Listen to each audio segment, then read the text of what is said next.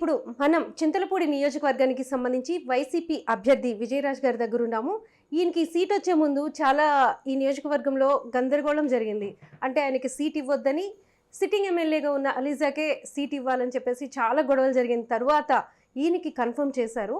So ఈ నియోజకవర్గంలో తను అంటే పుట్టి పెరిగి అంతా కూడా అక్కడే అన్ని సమస్యల్ని అంతా చూశానని చెప్తున్నారు. సో ఒక్కసారి ఆయనతో మాట్లాడదాం. ఈ ఎన్నికలకి ఆయన ప్రిపరేషన్ ఎలా ఉంది, సో విజయానికి ఎంత చేరువలో ఉన్నారు ఏంటనే విషయాలు ఒకసారి విజయరాజ్ గారితో మాట్లాడదాం. నమస్తే సార్. అమ్మ నమస్తే అమ్మ. సో చాలా గొడవల తర్వాత వచ్చింది, చాలా టెన్షన్ పెట్టారు మిమ్మల్ని కూడా, మీరు కూడా చాలా టెన్షన్ పడ్డారు వచ్చిద్దా లేదా అని. ఎందుకంటే ఇది చాలాసార్లు మీరు ట్రై చేసిన తర్వాత వచ్చిన అవకాశం. సో ఏంటి అసలు ఈ సీట్ కోసం మీరు ఎందుకు అంత తాపత్రయపడ్డారు? ఒకటేనమ్మా, ఎందుకంటే నేను బేసికల్గా ఒక ఆర్టీఓ ఆఫీసర్గా ఉన్నా. అయితే 2009లో డీలిమిటేషన్లో ఎస్సీ రిజర్వ్డ్ అయింది. ఇది ఎప్పుడైతే ఎస్సీ రిజర్వ్డ్ అయిందో అప్పుడు ఒక ఆలోచన కలిగింది నాకు. నా ఫ్రెండ్స్ కూడా, నా హితులు, సన్నిహితులు, స్నేహితులు వీళ్ళందరూ నువ్వు ఆల్రెడీ ఒక మంచి ఆఫీసర్గా ఉన్నావు, ఒక సర్వీస్ ఓరియంటేషన్లో ఉన్నావు, జనాలకి ఎంతో కొంత సర్వీస్ చేస్తున్నావు, పాలిటిక్స్లోకి ఎందుకు రాకూడదనే ఆలోచన నాతో రేకెత్తించారు. అప్పటికే రాజశేఖర రెడ్డి గారు సీఎంగా ఉన్నారు. రాజశేఖర రెడ్డి గారు ఆయన లైఫ్ స్టైలు, ఆయన ప్రజలకు చేస్తున్న మేలు ఇదంతా చూసి ఇన్స్పైర్ అయ్యాను నేను. ఓకే, ఆ తర్వాత రాజశేఖర రెడ్డి గారి మరణం తర్వాత ఆంధ్రప్రదేశ్లో లక్షలాది మంది ఆయన కోసం బాధపడ్డారు. అప్పుడు నాకు ఒక అర్థమైంది ఏంటంటే, ప్రజలకు మేలు చేస్తే, ప్రజల గుండెల్లో ఒక మంచి ప్లేస్ సంపాదించుకుంటే ఆ ప్రజలు మనం చనిపోయినా కూడా కొన్ని 10 సంవత్సరాలు 100 సంవత్సరాలు ప్రజల్లో బతికి ఉంటాం. కాబట్టి ఒక రాజశేఖర రెడ్డి గారి లాగా ఒక మంచి పేరు తెచ్చుకోవాలి అనే ఒక ఆలోచన కలిగి అప్పటి నుంచి నేను 14, 19లో ఒక ప్రయత్నం చేశాను. 19లో ఒక ప్రయత్నం అక్కడ దాకా వచ్చిన చివరి దాకా ఆగింది. అయినా నేను నా ప్రయత్నం చేస్తూనే ఉన్నాను. ఇప్పుడు ఈ ఎలక్షన్లో 2024 ఎలక్షన్లో జగన్ గారు నాకు అవకాశం ఇచ్చారు. అంటే జనరల్గా అంటే ఒక పొలిటికల్ లీడర్ చేసింది, అంటే రాజశేఖర రెడ్డి గారు లీడరు, అలానే ఆ లీడర్స్ చేసిన దాన్ని అధికారులు గుర్తించడం అనేది చాలా గొప్ప విషయం. అంటే ఒక అధికారిగా మీకేమీ అక్కడ విమర్శలు కానీ ఏమీ కనిపించలేదా? రాజశేఖర రెడ్డి గారిని చూసి ఇన్స్పైర్ అయ్యారంటున్నారు కదా, అధికారులు వేరు, కామన్ పీపుల్ అలా ఆలోచించడం వేరు. మీరు ఎలా థింక్ చేశారు దాన్ని? ఇది నేను ముందే చెప్పాను కదా, నేను ఒక అధికారిగా ఉన్నాను. నాకు ఎస్సీ రిజర్వేషన్ కాకపోతే నాకు ఆలోచనే ఉండదు. ఎప్పుడైతే రిజర్వ్డ్ అయిందో చింతలపూడి సీటు, అది డీలిమిటేషన్లో 2009లో రిజర్వ్డ్ అయిన తర్వాత నాకు ఒక ఆలోచన కలిగింది. ఆ ప్రయత్నం చేశాను. ఇంకోటి ఏంటంటే, నేను ఒక మంచి ఆఫీసర్గా నాకు ఉంది, మంచి పేరే ఉంది. ఎందుకంటే ప్రజల్లో కనెక్టివిటీ నాకు బాగా ఉంది. ఎవరు వచ్చి అడిగినా, అంటే నేను ట్రాన్స్పోర్ట్ డిపార్ట్మెంట్లో బేసికల్గా బ్రేక్ ఇన్స్పెక్టర్గా పనిచేస్తున్నప్పుడు అనేక మంది లారీ ఓనర్లు, బస్సు ఓనర్లు వీళ్ళందరూ వస్తుంటారు డ్రైవింగ్ లైసెన్స్ కోసం, ట్రాక్టర్ ఓనర్లు, వాళ్ళతో నాకు కనెక్టివిటీ బాగానే ఉంది. అంటే ఉన్నంతలో సహాయం చేయటం, ఎవరైనా పూర్ పీపుల్ ఏదైనా స్కాలర్షిప్లు సరిపోవట్లేదు మాకు ఏదైనా హెల్ప్ చేయమన్నా కూడా చేస్తూ వచ్చాను. సో ఇట్లా ప్రజల్లో ఉన్నాను కాబట్టి రాజకీయాల్లో డీలిమిటేషన్లో రిజర్వ్ అయింది కాబట్టి ఒక ప్రయత్నం చేశాను. ఎందుకంటే మీకు తెలియదు ఏమీ లేదు, ఎస్సీ అభ్యర్థులు తక్కువ మంది ఉంటారు రాజకీయాల్లో, చాలా తక్కువ మంది, పోటీ పడేవాళ్ళు తక్కువ మంది ఉంటారు, అభ్యర్థులు తక్కువ మంది ఉంటారు. కాబట్టి నా ప్రయత్నం 14, 19లోనూ కూడా చేశాను. కానీ ఇప్పుడు ఇది 3వసారి నా ప్రయత్నం సక్సెస్ అయిందని నేను అనుకుంటున్నాను. కానీ ఈ నియోజకవర్గంలో చూస్తే ఇప్పటి వరకు వచ్చిన వాళ్ళందరూ కూడా 1 టైంకే రిటర్న్ అయిపోతున్నారు. సో దీని గురించి మీకేమనిపించింది? అంటే ఎందుకని అలా జరుగుతుంది? చాలా మనం రిజర్వ్ నియోజకవర్గాల్లో ఇదంతా చూస్తూనే ఉంటాం ఎక్కువగా. ఎస్, మంచి క్వశ్చన్ అండి. ఎందుకంటే ఇక్కడ ఇప్పుడు నాకు ముందున్న ఎలీజా గారు స్థానికుడు కాదు, సుజాత గారు ఈ జిల్లా కానీ పక్క నుంచి వచ్చారు. అలాగే అంతకుముందు రాజేష్ ఇక్కడే చిన్న కుర్రోడు. అయితే రిజర్వ్డ్ నియోజకవర్గాల్లో ప్రజల్ని ఇన్ఫ్లుయెన్స్ చేసే నాయకత్వం కొద్దిమందే తీసుకుంటారు. మరి వాళ్ళు కొన్ని కారణాల వల్ల ఏంటో వాళ్ళు రాణించలేకపోయారు రాజకీయాల్లో. కారణాలు కావచ్చు, అందరినీ ఒప్పించే తత్వం లేకపోవచ్చు. ఇప్పుడు నేనేమనుకుంటానంటే, ఒక నాయకుడికి ఒక నిర్దిష్టమైన అభిప్రాయాలు ఉండాలి. ఫస్ట్ అందరిని కలుపుకెళ్ళాలి, అందరినీ జాగ్రత్తగా గమనించుకుంటూ వెళ్ళాలి. ఎవరికి ఆపద వచ్చినా ఏదొచ్చినా వాళ్ళ ఆపదల్లో మనం సహాయం చేయాలి. కార్యకర్తలందరినీ కలుపుకెళ్ళాలి, నాయకుల్లో భేదాభిప్రాయాలు లేకుండా చూసుకోవాలి, వీళ్ళందరినీ కలుపుకెళ్ళి జాగ్రత్తగా పార్టీని లీడ్ చేయాలి. ఇలా లీడ్ చేసినప్పుడు వాళ్ళు ఎన్నాళ్ళైనా ఉంటారు. ప్రజాదరణ పొందితే వాళ్ళు ఒక మంచి నాయకుడిగా ఎస్టాబ్లిష్ అయినప్పుడు ఎంతకాలమైనా రాజకీయాల్లో మనం ఉండొచ్చు. ఇప్పుడు కోటగిరి విద్యాధరరావు గారిని తీసుకుందాం. ఇక్కడ ఆయన 4 సార్లు గెలిచారు, 5వ సారి కూడా ఇండిపెండెంట్గా గెలిచారు. ఆ తర్వాత ఇది రిజోర్డ్ అయింది. అవును. సో ఆ తర్వాత ఇది ఇలా కంటిన్యూషన్గా ఇంకొకరు గెలిచింది లేదు. అవును. సో ఇప్పుడు మీకు సీట్ వచ్చింది, దీన్ని ఎలా ఉపయోగించుకోబోతున్నారు ఈ అవకాశాన్ని? ఈ అవకాశాన్ని నేను అంటే ఇది ఎగ్జాంపుల్ ఎందుకు చెప్పానంటే అలా కంటిన్యూటీ ఒకరు ఉండాలి కదా అనేది. నేను కూడా అదే ఆలోచన. ఇలాగ ఇప్పుడు ఒక కోటగిరి విద్యాధరరావు గారు ఎలా కష్టపడి ఈ నియోజకవర్గంలో 5 సార్లు గెలిచారో, అలా ఒక మంచి కోటగిరి విద్యాధరరావు గారు లాంటి నాయకుడిని ఆదర్శంగా తీసుకునే పని చేయాలని ఉద్దేశం నాకు. ఆయన అందరిని కలుపుకెళ్ళటం, చాలామందికి ప్రజలందరికీ మేలు చేయటం, చాలామందికి చాలా మేలు చేసేవాడు కోటగిరి విద్యాధరరావు గారు. నాయకుడు అంటే ఇలా ఉండాలి అన్నట్టు ఉండేవాడు. ఎవరైనా పిలిస్తే ఆయన పలికేవాడు, ఎవరైనా సహాయం అంటే ఆయన చేసేవాడు. ప్లస్ అందరినీ కలుపుకొని వెళ్ళేవాడు. నాయకుల్లో కొంతమందిని మాత్రం సెలెక్ట్ చేసి వాళ్ళని ఒక్కొక్క ఏరియాకి ఒక్కొక్క నాయకుడిగా పెట్టి, ప్లస్ వాళ్ళందరూ ఆయన ఫాలో అయ్యేటట్టు చేయటం, ఇట్లా ఆయన స్టైలు. ఆ కోటగిరి విద్యాధరరావు గారు మా ఊరికి దగ్గరే, అంటే హ్యామ్లెట్ ఆఫ్ ఎడవెల్లి, అంటే మాది కామరకోట మండలం. మాది కామరకోటలోనే నేను ఉండేది. చిన్నప్పటి నుంచి విద్యాధరరావు గారిని కూడా చూశాను నేను. నేను కాలేజ్ డేస్ అప్పుడు ఆయన ఎమ్మెల్యే. అలాగా ఆ విద్యాధరరావు గారిని దగ్గరగా చూడటం జరిగింది. ఒక మంచి నాయకుడు. అలాంటి నాయకుడిగా నేను ఎదగాలని ఒక ఆలోచన ఉంది. ఎదగాలంటే దానికి ఒక ప్లానింగ్ కావాలి. ఆ ప్లానింగ్ అంటూ ఏమీ లేదు. మనకు వచ్చిన అవకాశాన్ని అందిపుచ్చుకొని కార్యకర్తలందరినీ, నాయకులందరినీ కలుపుకొని సమిష్టిగా పనిచేసి వచ్చిన అవకాశాన్ని అందిపుచ్చుకోవడం కన్నా మనకు కావాల్సిన అవకాశాన్ని దగ్గరికి తీసుకోవడం, లేకపోతే దాని దగ్గరికి వెళ్ళడం, మీరు చేసింది ఏంటి రెండిట్లో? అంటే ఒక ప్లాన్ ఆఫ్ యాక్షన్ కానీ ఏదైనా?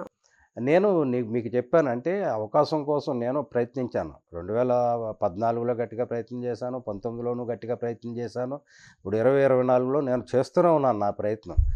సో ఇలా ప్రయత్నం చేస్తున్నప్పుడు నాకు అవకాశం వచ్చింది. దీన్ని నేను సద్వినియోగం చేసుకోవాలని ఆ ఉద్దేశంలో ఉన్నాను.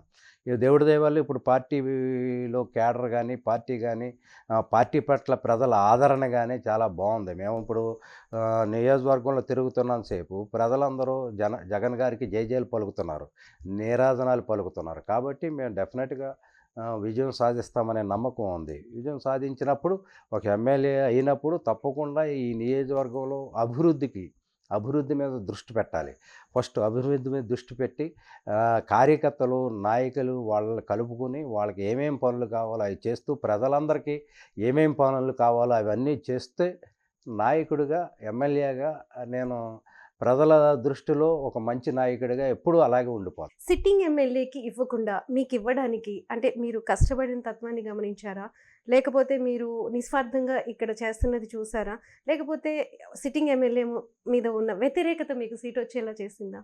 ఏది మీకు, ఏ పాయింట్ మీకు బాగా అనిపించింది? ఒక మాటలో చెప్పాలంటే సిట్టింగ్ ఎమ్మెల్యే గారు ఆయన ఫెయిల్యూరు. ఆ ఫెయిల్యూరులో ఎవరిని ఎన్నుకోవాలంటే వడపోత కార్యక్రమంలో విజయరాజు అనే వ్యక్తి అయితే బాగుంటాడని సీఎం గారు భావించబట్టి, దీనికి రకరకాల టెస్టులు ఉంటాయి కాబట్టి మీకు తెలియదు ఏం కాదు, రకరకాల సర్వేలు, టెస్టులు, వీటిలన్నిటిలో స్థానికుడైన విజయరాజు ప్రజల్లో ఎప్పటి నుంచో ఉన్నాడు కాబట్టి విజయరాజుకి ఇద్దాం, మంచివాడు అనే ఆలోచనతో జగన్మోహన్ రెడ్డి గారు నన్ను దీవించి ఆశీర్వదించి ఇక్కడ చింతలపూడి నియోజకవర్గ ఎమ్మెల్యేగా ఇచ్చారు.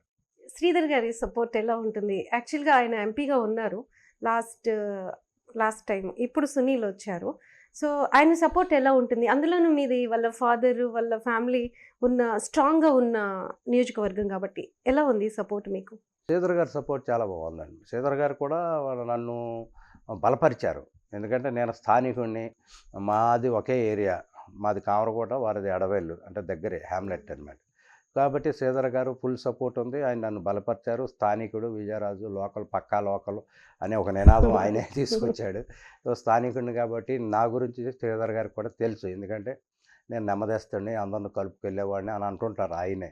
కాబట్టి శ్రీధర్ గారి సపోర్ట్ చాలా బలంగా ఉంది. ఆయన నా కోసం దాదాపుగా అన్ని మండలాల్లో తిరుగుతున్నాడు. నా కోసం, నన్ను గెలిపించడం కోసం అహర్నిశలు పనిచేస్తున్నాడు. మిమ్మల్ని పరిచయం చేసినప్పుడు కూడా చెప్పినట్టున్నారు కదా ఆయన వర్డ్స్. అవునండి. ఆ, అవును. అంటే నేను దగ్గరుండి ఆ, గెలిపించుకుంటాను. గెలిపించుకుంటానని చెప్పాడు. ఈ విజయరాజు స్థానికుడు, పక్కా లోకల్ అనే నినాదం ఆయనే తీసుకొచ్చాడు.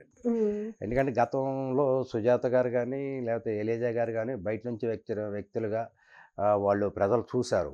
వాళ్ళు అందుకనే ప్రజల్లో మమేకం కాలేకపోయారు. కనెక్టివిటీ లేక. ఎప్పుడైతే ఇప్పుడు నేను స్థానికుడిని, నాకు ప్రతి వాళ్ళతోనూ నాకు దాదాపుగా లక్షలాది మంది ప్రజలతో కనెక్టివిటీ ఉంది నాకు. విజయరాజు అంటే ఏళ్ల తరబడి తెలుసు వాళ్ళకి. ఒక ఆఫీసర్‌గా తెలుసు. నేను నేను మా ఊర్లో వాళ్ళతో పాటు నాతో పాటు చదువుకున్న వ్యక్తుల దగ్గర నుంచి చిన్నప్పటి నుండి స్నేహితులున్నారు. అలాగే ఆఫీసర్‌గా పనిచేశాను. అందరితో కలిసిమెలిసి ప్రయాణం చేస్తూ వచ్చాను కాబట్టి, కొన్ని లక్షల మందితో నాకు కనెక్టివిటీ ఉంది. విజయరాజు అంటే అందరూ మనవడు అనే భావం ఉంది. అందరివాడు అనే భావం ఉంది. ఇది నాకు బాగా ఉపయోగపడింది. ఇది స్థానికంగా మీరు ఇంత పని చేశారు. స్థానికుడు అనే భావం ఉన్నప్పుడు 19లో ఎందుకని సీట్ రాలేదు? బయట నుంచి తీసుకొచ్చుకున్న వ్యక్తికి ఎందుకు ఇచ్చారు? జగన్ గారు ఎందుకు మిమ్మల్ని కాదనుకున్నారు అప్పుడు? అప్పటికి నన్ను రమ్మన్నారు. నన్ను జగన్ గారు నాకే అవకాశం ఇచ్చి నన్ను రిజైన్ చేసి రమ్మన్నారు. అయితే నేనేంటంటే ఇంట్లో నా పరిస్థితులు అప్పటికి పిల్లలు సెటిల్ కాల. దాంతో నేను ఒక అడుగు వెనకేసాను. నన్ను రమ్మన్నారు. ముందు జగన్ గారు 19లో 2017లోనే రిజైన్ చేసి రమ్మన్నారు. రమ్మన్నప్పుడు నేను ఇంటికొచ్చి ఆలోచిస్తే నా భార్య పిల్లలు సెటిల్ అవ్వలేదు. ఈ పరిస్థితిలో ఎలక్షన్‌కి మనం వెళ్ళాలా? వద్దా? అని అంటే ఎంత గెలిచి రచ్చ గెలవాలి కాబట్టి నా భార్య ఆలోచనల మేరకు కొంతకాలం ఆగాను. ఎందుకంటే నాకు ఇద్దరు ఆడపిల్లలు, ఇద్దరు మగపిల్లలు. ఆడపిల్లలు పెళ్ళిళ్ళు చేసి వెళ్ళమన్నారు. సో, నేను ఆడపిల్లలు పెళ్ళిళ్ళు చేసి వెళ్ళసాకి చూశాను. ఈ లోపల మరి నా కోసం పార్టీ ఆగదు కాబట్టి ఎలీజా గారు ఐఆర్ఎస్ కాబట్టి ఆయనకిచ్చారు. ఇచ్చిన తర్వాత కూడా లాస్ట్ మినిట్‌లో ప్రశాంత్ కిషోర్ గారు ఇక్కడ టైట్ ఫైట్‌లో విజయరాజు తప్ప ఇంకెవరు గెలవరని స్టేట్మెంట్ ఇచ్చారు. ప్రశాంత్ కిషోర్ గారు. అప్పుడు కూడా నాకు ప్రశాంత్ కిషోర్ గారు విజయరాజుని తీసుకుందామనే సజెషనే చేశారు. అప్పుడు కూడా నన్ను జగన్మోహన్ రెడ్డి గారు పిలిచారు. ఇక ఈ లోపల అప్పటికే అయితే ఐఆర్ఎస్ రిజైన్ చేసి వచ్చాడు. 1 ఇయర్ ప్రజల్లో ఉన్నాడనే ఉద్దేశంతో ఆయనకిచ్చారు. అట్లా కానీ ప్రశాంత్ కిషోర్ గారి లిస్టులో అయితే నేనే ఉన్నా. 2019లో కూడా. నేను జగన్మోహన్ రెడ్డి గారు పిలిచిన వెంటనే వెళ్ళలేకపోయాను. ఈరోజు నా పిల్లలు ఓకే సెటిల్ అయ్యారు. మా పెద్ద అబ్బాయి ఐపీఎస్. అదే కుటుంబ నేపథ్యం ఏంటి? అంటే మీ ఫాదర్ దగ్గర నుంచి. నా భార్య టీచర్ అండి. నేను ఒక ఆర్టీఓ ఆఫీసర్‌ని. మా నాన్నగారు ఒక retired teacher. Elementary school teacher. చిన్న కుటుంబమే. నా చిన్నప్పుడు మేము కష్టపడి చదువుకున్నాం. మా నాన్నగారు సింగిల్ శాలరీ కాబట్టి మేము 5గురం కాబట్టి ఆయన చాలా కష్టపడి పెంచారు. అలాగా నెమ్మదిగా అంటే ఒక చిన్న కుటుంబం నుంచి అంచెలంచెలుగా ఎదిగాము. ఎదిగి నాకు ఇద్దరు ఆడపిల్లలు. వాళ్ళు బాగానే చదువుకున్నారు. వాళ్ళ పెళ్ళిళ్ళయినాయి. ఇద్దరు మగపిల్లల్లో పెద్దబాబు ఐపీఎస్ ఆఫీసరు. డైరెక్ట్ ఐపీఎస్ 2020లో ఓహ్! 2020లో ఐపీఎస్ సెలెక్ట్ అయ్యాడు. 23 ఏళ్ళకే ఐపీఎస్. గ్రేట్. నవ్ ఎక్కడ ఇప్పుడు ఏ బ్యాక్? ప్రస్తుతం తమిళనాడు స్టేట్‌లో అడిషనల్ ఎస్పీగా కన్యాకుమారి జిల్లాలో పనిచేస్తున్నాడండి. గ్రేట్. చిన్న బాబు ఏమో ఐఐటీ చెన్నై ప్రొడక్ట్. అతను కూడా సివిల్స్ ప్రిపరేషన్‌లో ఉన్నాడు. అది. అందరూ సివిల్ సర్వెంట్స్. అది. పాపలు మా పెద్ద పాపనేమో కొయ్య మోషన్ రాజు గారని ఎమ్మెల్సీ చైర్మన్‌గా ఉన్నారు. Council chairman. కౌన్సిల్. వాళ్ళ అబ్బాయికి ఇచ్చామండి. సో, ఈ రకంగా అప్పుడు 19లో ఆగటం వల్ల నా పిల్లలు సెటిల్ అయ్యారు. ఆడపిల్లలకి పెళ్ళిళ్ళు చేయగానే మొత్తానికి ఇంట్లో మీ వైఫ్ చెప్పింది విన్నారు. అంటే విన్నాను. ఇంట గెలిచే రచ్చ గెలవాలనే ఉద్దేశంతోనే నా వైఫ్ చెప్పింది విన్నానండి. విని తర్వాత ఇక అన్నీ దేవుడు కూడా అవకాశం ఇచ్చాడు. 2024లో జగన్మోహన్ రెడ్డి గారు కూడా అవకాశం ఇచ్చి పిలిచారు. ఇక నేను స్థానికుడిగా ఇప్పుడు ప్రజల్లోకి వెళ్ళబోతున్నాను. ఇప్పుడు ఆర్టీఐ అంటే తెగ సంపాదించేసి ఉంటారా అని అనుకుంటారు. అందుకే పొలిటికల్ దీంట్లోకి వచ్చారు, ఈ లైన్‌లోకి అనుకుంటారు. మీరేమంటారు దాని? నేను అలా అనుకుంటే నేను దాంట్లోనే ఉండేవాడిని. నా మోటో ఫస్ట్ నుంచి కూడా ప్రజలకి ఎంతో కొంత సేవ చేయాలనే. అంటే నిజమైన కీర్తిశేషులంటే మనం చనిపోయిన తర్వాత కూడా మన గురించి చాలా మంచోడని కొన్ని సంవత్సరాల పాటు చెప్పుకోవాలి. అది కీర్తిశేషులంటే. నా ఉద్దేశం ఫస్ట్ నుంచి కూడా ప్రజలకు ఎంతో కొంత మేలు చేయాలి. ప్రజల్లో ఒక మంచి పేరు కావాలి. దానికే ఇంపార్టెన్స్ ఇచ్చాను తప్ప నేను ఏ రోజు దేనికి మీరు రాజశేఖర్ రెడ్డి గారిని చూసి ఇన్స్పైర్ అయ్యాను అన్నారు. Yes. జగన్మోహన్ రెడ్డి గారిలో ఏం చూసారు? ఎందుకు వైసీపీనే మీరు సెలెక్ట్ చేశారు? ఎస్ ఎగ్జాక్ట్ మంచి క్వశ్చన్. రాజశేఖర రెడ్డి గారు ఒక అడుగేస్తే జగన్మోహన్ రెడ్డి గారు 10 అడుగులు వేశారండి. ఎట్లా అంటే జగన్మోహన్ రెడ్డి గారు ఆయన పాదయాత్రలో ఈ పేద ప్రజల యొక్క కష్టాలు కన్నీళ్లు చూశాడు. ఆయన ఆకలి దప్పులు చూశాడు. పేదవాడు తినకుండా కూడా పస్తులుండి కూడా పిల్లలను చదివించుకోవటం చూశాడు. అనేక మంది పేదవాళ్ళు ఆంధ్రప్రదేశ్లో విలవల్లాడటం చూశాడు ఆయన. ఆయన ఏం చేశాడంటే చాలా వినూత్నమైన ప్రణాళికను ఏర్పాటు చేసుకున్నాడు. అంటే పరిపాలనలో తనకంటూ ఒక ముద్ర వేయదలుచుకున్నాడు ఆయన. ఏం చేశాడంటే తను సీఎం అవ్వగానే దాదాపు 2,50,000 మంది వాలంటీర్లను సెలెక్ట్ చేసి ఒకేసారి ఆంధ్రప్రదేశ్లో పేదవారికి సహాయం చేయటం కోసం వాలంటీర్లని 2,50,000 మందిని సెలెక్ట్ చేసుకొని వాలంటీర్ వ్యవస్థను తీసుకొచ్చి ఆ 2,50,000 మంది కుటుంబాలకి గౌరవ వేతనం ఇచ్చి ఆ 2,50,000 కుటుంబాలను ఫస్ట్ ఆదుకున్నాడు. ఆ తర్వాత వాళ్ళ ద్వారా వృద్ధులకు వికలాంగులకు పెన్షన్ ఇంటింటికి పంపటం, ఇట్లా అలాగే ఈ సంక్షేమాన్ని ప్రతి గడపకు పంపటం అద్భుతంగా చేశాడు. మేము ఒకప్పుడు స్వాతంత్ర అనంతరం స్వాతంత్రం రాకముందు ఆంధ్రప్రదేశ్లో కానీ భారతదేశంలో కానీ మిషనరీస్ క్రైస్తవ మిషనరీస్ ఒక సర్వీస్ చేశాయి, సేవ, విద్యను అందించేది, వైద్యాన్ని అందించాయి. మీకు చూసే ఉంటారు. అనేకమైన సిఎస్ఐ క్యాథలిక్ ఈ మిషనరీస్ విదేశాల నుండి వచ్చి ఇక్కడ లేని వాళ్ళకి ముఖ్యంగా దళితులకు గిరిజనులకు వాళ్ళు స్కూల్స్ మారుమూల పల్లెల్లో స్కూల్స్ ఓపెన్ చేయటం, హాస్పిటల్స్ ఓపెన్ చేయటం అలాంటి పనులు చేసి మిషనరీస్ చాలామంది ఎస్సీ ఎస్టీ బీసీ పీపుల్కి చదువులు చెప్పి వైద్యం అందించిన చరిత్ర ఉంది ఆంధ్రప్రదేశ్కి. అలా ఒక మిషనరీ లాగా ఈయన జగన్మోహన్ రెడ్డి గారు పేద ప్రజలకు ప్రభుత్వాన్ని ఒక మిషనరీ సంస్థలా ఎగ్జాక్ట్లీ ప్రభుత్వాన్ని ఒక మిషనరీ ఎయిమ్తో అంటే ఆయన ఒక విజన్తో పనిచేశాడు. పేదలను ఆదుకోవాలి. ఎలా ఆదుకోవాలి? ఒక పెన్షన్ పథకం ద్వారా, ఒక అమ్మఒడి ద్వారా, ఒక చేయూత, ఒక ఆసరా, ముఖ్యంగా మహిళా సాధికారత అని మహిళలకు రిజర్వేషన్ అంటే ఈ లోకల్ పాలిటిక్స్లో 50% రిజర్వేషన్ మహిళలకు ఇవ్వటం, తన మంత్రిమండలిలో మహిళలకి క్యాబినెట్ పదవులు ఇవ్వటం, ఇట్లా మహిళ అభివృద్ధి రాష్ట్ర అభివృద్ధి, ఒక మహిళ అభివృద్ధి దేశాభివృద్ధిగా ఆయన చూశాడు జగన్మోహన్ రెడ్డి గారు. మీకు గుర్తుందో లేదో భారతదేశంలో భారత రాజ్యాంగంలో కూడా డాక్టర్ బిఆర్ అంబేద్కర్ గారు అదే చేశారు.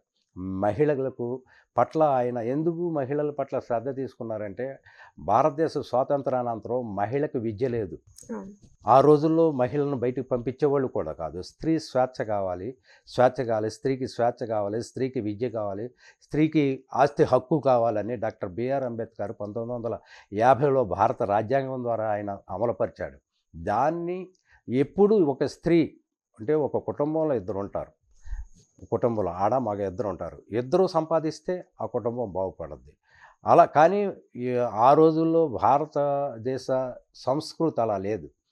డాక్టర్ బిఆర్ అంబేద్కర్ భారత రాజ్యాంగం ద్వారా దాన్ని రూపుమాపారు.